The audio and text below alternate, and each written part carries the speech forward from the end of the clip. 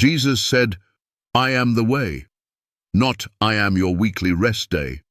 They say, Jesus is our Sabbath now, so we don't need to keep the seventh day anymore. It sounds spiritual, it sounds clever, but is it true? Jesus said, "I am the way, the truth, and the life." John 14:6. Not, "I am your replacement for the 10 Commandments." Let's stop repeating what pastors say and start listening to what Jesus actually said.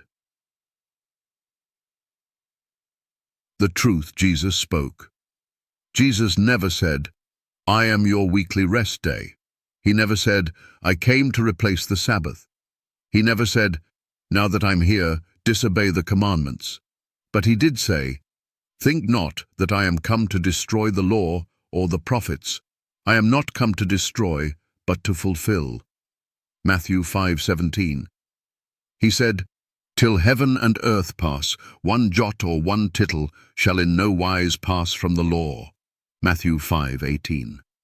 Look around you. Heaven and earth are still here. That means God's law still stands. The great twist, a modern deception. So where did this idea come from, that Jesus is our Sabbath? Nowhere in Scripture. That phrase, "Jesus is our Sabbath rest," does not exist in the Bible. It's a man-made doctrine, twisted from Hebrews 4, where Paul speaks of entering into God's rest by faith. But even there, the Greek word is sabbatismos, a literal Sabbath-keeping, not symbolic rest. The text never says the seventh-day Sabbath was abolished. In fact, Hebrews 4:9 declares, "There remains therefore a Sabbath rest, sabbatismos, for the people of God." So why do pastors twist "I am the way" into "I am your Sabbath now"? Because they're running from obedience, not to Jesus, but to his commandments. The dangerous logic. Think about it. If Jesus is the Sabbath, does that mean we can break the fourth commandment?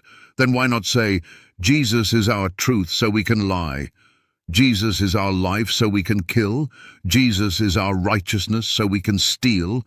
You'd never say that. Then how dare we say, Jesus is our Sabbath so we don't need to keep the day God made holy? That's not faith.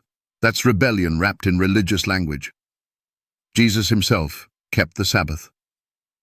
Luke 4:16 tells us Jesus went into the synagogue as his custom was on the Sabbath day.